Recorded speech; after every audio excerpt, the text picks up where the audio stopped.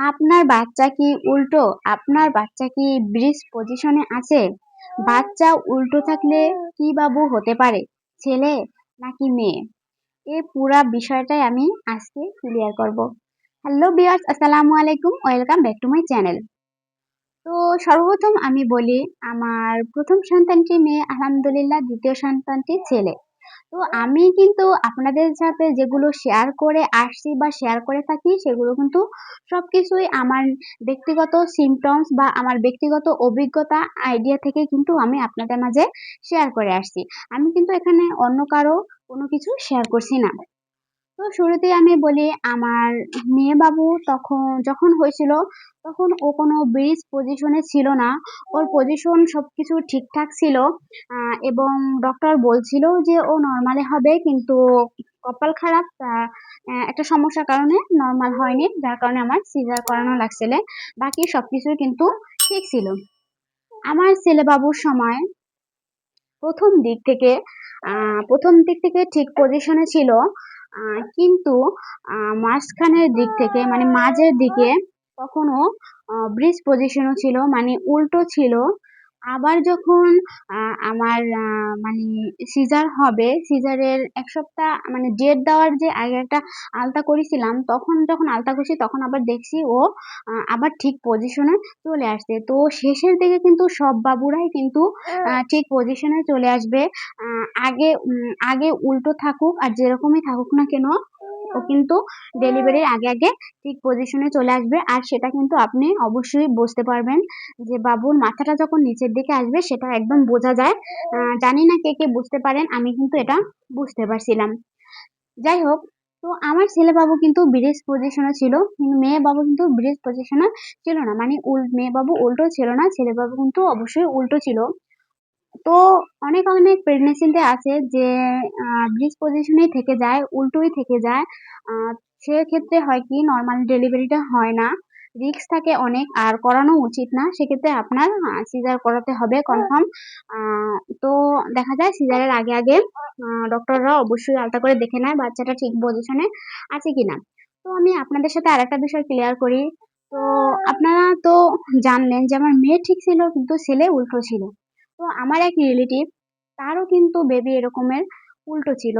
তো আমি তো গর্ভাবস্থার সময় জানতাম না যে আমার কি বাবু হবে।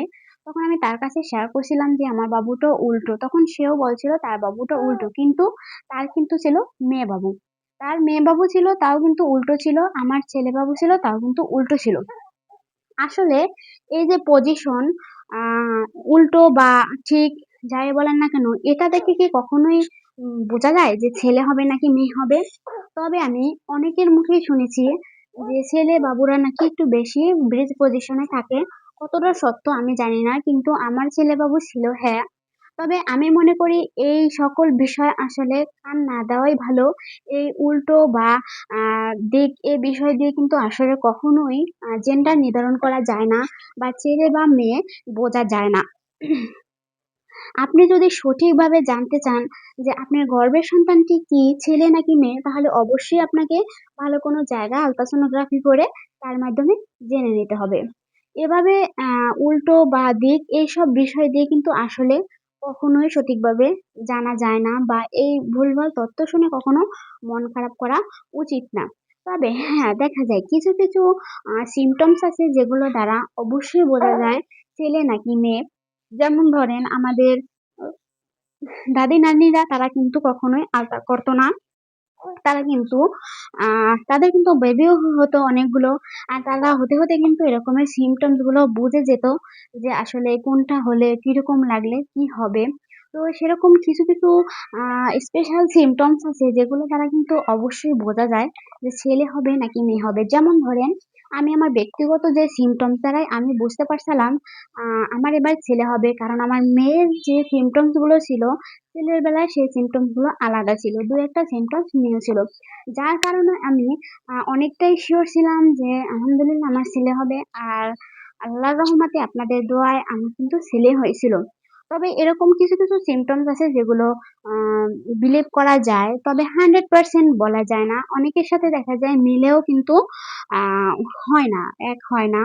তো একেকজনের প্রেগন্যান্সি একেক রকম হতে পারে। দেখা যায় আপনারটা আমার সাথে মিলতেও পারে, জেন্ডার, বেবি জেন্ডার আলাদা হতে পারে, এটাই স্বাভাবিক।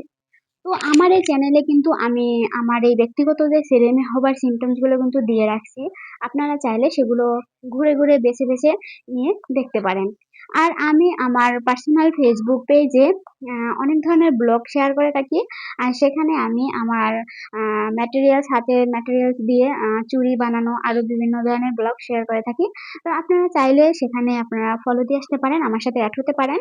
আমি কিন্তু ডেসক্রিপশন বক্সে আপনাদের লিংক দিয়ে দেবো এবং আমার ফেসবুক আইডিরও লিংক দিয়ে দেবো। তো ভিউয়ার্স, আপনারা যদি মনে করেন আমার এই ভিডিও থেকে আপনারা কোনো কিছু জানতে পেরেছেন বা শিখতে পারছেন, বা আমার ভিডিওগুলো শিক্ষণীয় কিছু আছে, তাহলে কিন্তু অবশ্যই প্লিজ দয়া করে আমার চ্যানেলটি সাবস্ক্রাইব করে দেবেন এবং আমার সাথে যুক্ত হবেন। আপনারা অনেকে আমাকে প্রচুর, প্রচুর পরিমাণে ভালোবাসা দেন, ভালো, ভালো কমেন্টস করেন আপনারা। আমি কিন্তু আপনাদের জন্য মানে কি বলবো, অনেক শুভকামনা। আপনাদের জন্য দোয়া রইলো। এখন আপনারা আমার চ্যানেলটি সাবস্ক্রাইব করে আমাকে সাহায্য করুন, সহযোগিতা করুন। আর আপনাদের যদি কোনো ধরনের কোনো প্রশ্ন থাকে অবশ্যই কিন্তু কমেন্ট করে জানাবেন। আজকে এ পর্যন্তই। সবাই ভালো থাকবেন, সুস্থ থাকবেন। আল্লাহ হাফেজ।